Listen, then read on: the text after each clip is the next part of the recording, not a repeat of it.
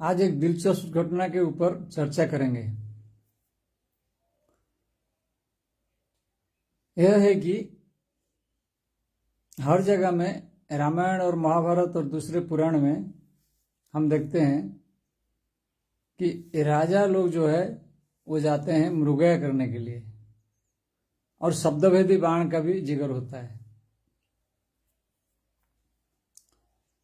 तो इसके बारे में आज चर्चा करेंगे। ये मृगया क्या होता है और शब्दभेदी बाण क्या होता है, और इसका इफेक्ट क्या क्या होता है, प्रभाव।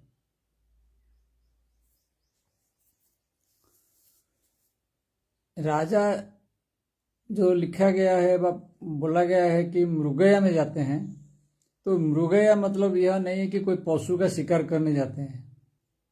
हम समझ लेते हैं कि पशु मारने के लिए जंगल में राजा चले गए। नहीं, ऐसा नहीं है। ये छोटी सी चीज को क्यों इसमें पुराण में वर्णन ना करेंगे।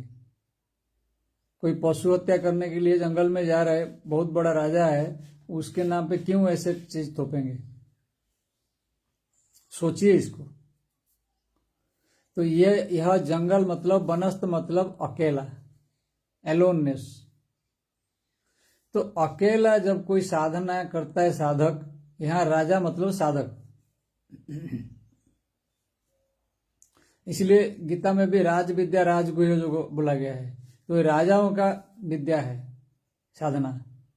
इसलिए जो व्यक्ति का बुद्धिमान है, प्रखर बुद्धि है, अंदर से शक्तिशाली है, वही है, तो वही राजा कहलाने के योग्य है। उसी को ही राजा बोल सकते हैं, तो वही साधक है। तो वो जब मृगया में जाता है तो अकेला, जब वनस्थ में जाता है साधना के लिए, अकेला बैठता है कहीं भी, चाहे वनस्थ में हो, जंगल में हो, कहीं भी हो। जब अकेला निकलता है तो क्या साथ में रहता है उसका, तो वो साथ में धनु लेके निकलता है। धनु धारणा योग का प्रतीक है, लक्ष्य का प्रतीक है। तो लक्ष्य भेद करने के लिए साधक जाता है। और किसको लक्ष्य भेद करेगा? मृगया बोला गया है। तो मृगया मतलब यहां माया को बोला गया है। प्रकृति में जो माया है, उसका अंदर जो संस्कार है, माया रूपी है, उसको भेद करने के लिए वो जाता है।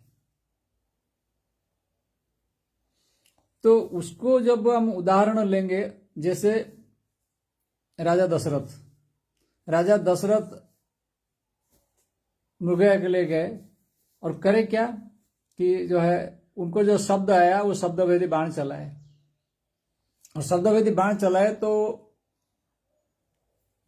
उनका एम जो है मिस हो गया, उनका लक्ष्य भ्रष्ट हो गया। लक्ष्य भ्रष्ट होने का बाद में क्या हुआ, वो श्रवण कुमार को जाके लग गया। तो इसका मतलब यह है कि जो है माया को लक्ष्य साध रहे थे वो, पर वो जाके श्रवण को जो है लग गया। तो सही जगह में ही लगा है, कहीं गलत नहीं लगा है। पुराण में तो दिखाया गया श्रवण कुमार मर गया और इनको जो अभिशाप मिल गया, अंधक मुनि उनको अभिशाप दे दिए राजा दशरथ को। तो ये दशरथ को जो है अभिशाप मिला, ये वरदान साबित हुआ। ये श्रवण कुमार मतलब जो है हमारा जो संस्कार, पीछे का जो संस्कार है श्रवण रूपी। श्रवण मतलब जो है श्रुति है। श्रुति किसको बोला गया है? वेद को बोला गया है श्रुति।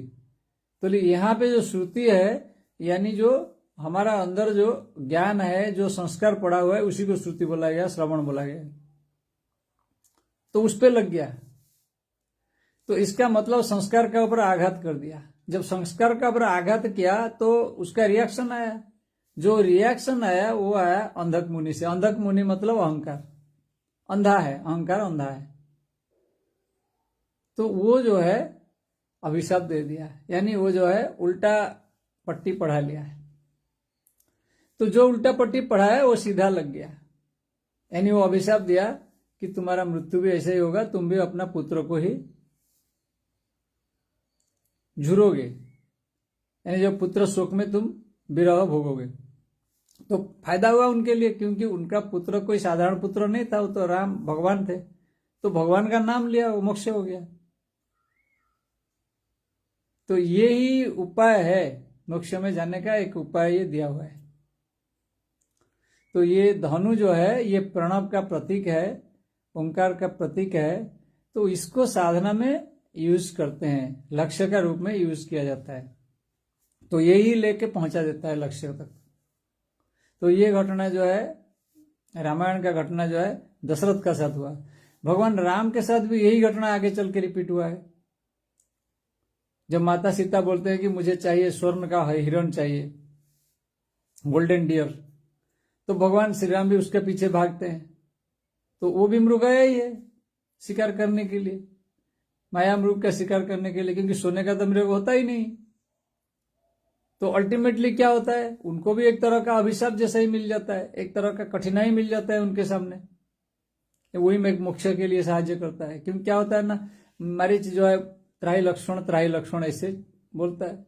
तो जब यह बोलता है मरीच, तो क्या होता है, तो भगवान जो है उसको मारने के लिए शब्दभेदी बाण मारते हैं।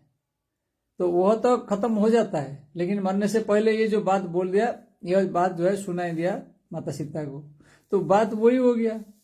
तो ये कंफ्यूजन हो गया। फिर कंफ्यूजन हो जाने से क्या हुआ, सीता का हरण हो गया, क्योंकि लक्ष्मण जो है माता सीता का आदेश से आ गए छोड़ के उनको। तो बात वही हुआ कि राम जो है उसी रास्ता को फॉलो करना है। एक साधक को जिस रास्ते में फॉलो करना है, वो अगर जाएगा लक्ष्य साधना करने के लिए, जिसको बोला जाता है ओंकार रूपी रक्ष्य, को साधना करने जाता है, तो यह जो है कठिनाई आता है रास्ते में, कठिनाई आता है, पर वो जाकर लक्ष्य में पहुंचेगा। रावण को वध किए और जो है लक्ष्य में पहुंच गए, सीता को उद्धार किए। तो ऐसे ही हम अगर महाभारत में देखेंगे, महाभारत में भी दिलचस्प कहानी है पांडु का भी वैसे ही है, ठीक। वो भी मृगया के लिए निकलते हैं, और जब तीर चलाते हैं कमान से, तो वही होता है, ऋषि और ऋषि पत्नी मर जाते हैं, तो उनको अभिशाप मिलता है। फिर आगे चल के जो है वो वही चीज जो है रिपीट होता है। कहाँ रिपीट होता है, फिर वहां रिपीट होता है जहां परीक्षित के पास वही चीज रिपीट होता है। जब परीक्षित जाते हैं जंगल में, अरण्य में, तो ऋषि के आश्रम में पहुंचते हैं, उनको प्यास लगता है। तो ये जो बोला गया है प्यास, ये कौन सी प्यास है, ये ज्ञान की प्यास। और जो मृत सर्प को उठा के जो डालते हैं ऋषि के गले में, तो मृत सर्प जो है ये प्रतीक है संस्कार के, पिछले संस्कार, पुरातन संस्कार, डेड है के रखा हुआ है अंदर, डेड जैसे लगता है, वो मृत्यु जैसे लगता है। तो वो संस्कार को मृत सर्प के रूप में दिखाया गया है। तो ऋषि के गले में डाल देते हैं, क्योंकि सामने जब ऋषि मुनि कोई तेजस्वी मनुष्य आ जाए, तो संस्कार जो है वहां चला जाता है, संस्कार वो ले लेते हैं, अपने आप संस्कार जो है चला जाता है। ये परीक्षित महाराज का कोई उसमें त्रुटि ही नहीं है, लेकिन वो दिखाया गया त्रुटि जैसा, क्योंकि उन्हें अभिशाप मिलना है, उनको मुक्ति मिलना है। क्योंकि अगर किसी को अपना मृत्यु के बारे में ज्ञान हो जाए, तो इससे बड़ा ज्ञान क्या है। मृत्यु के बारे में जब ज्ञान हो गया उनको, तो सुखदेव के पास गए, उनको मुक्ति मिला। जब तक मृत्यु के बारे में ज्ञान नहीं पता चलता है, तब तक वो संसार में भागता रहता है। जब पता लगता है कि मृत्यु मेरा सामने है, तब वो लक्ष्य के लिए जाएगा, मृत्यु से कैसे उद्धार होगा वो देखेगा। जब तक आदमी सोचता है कि मेरा तो है, अभी बहुत दिन है, जिंदगी चल रहा है, चलेगा, टिकट ग्रांटेड ले लिया, तब तक वो साधना के लिए क्यों जाएगा। तो यह उपाय है। ये सारा चीज जो है दिलचस्प घटना का माध्यम से बनाया गया है। ये चीज जो है ऐसा एक साधक का लाइफ का बारे में पूरा बताया गया है। और हम उसको जो है सोचते हैं कि राजा जो है जंगल में गया पशु शिकार करने के लिए। पशु शिकार करना मतलब वही है, संस्कार का शिकार करना है, माया का शिकार करना है, जो हमको आच्छन्न करके रखा है, कवर करके रखा है, हमें कुछ पता ही नहीं लगता है। तो वहां से निकलना है। वहां से निकलने के लिए एक एक उपाय है। कोई भी अभिशाप जो है वो वरदान साबित हो जाता है वहां पर, क्योंकि जीवन में जो है वैसा डिफिकल्टी कुछ आना चाहिए, तभी जाके उद्धार होगा, नहीं तो जीव का उद्धार संभव नहीं है। कितने भी बड़े बड़े मुनि ऋषि है, संत है, वो सब जो है जीवन में ऐसा सिचुएशन फेस किए हैं, तभी जाके वह वहां उस मुकाम पर पहुंच पाए हैं। और ऐसे day to day life normal चलता रहा और मोक्ष मिल जाए, ऐसा संभव नहीं होगा कभी भी। हरिओम तत्सत।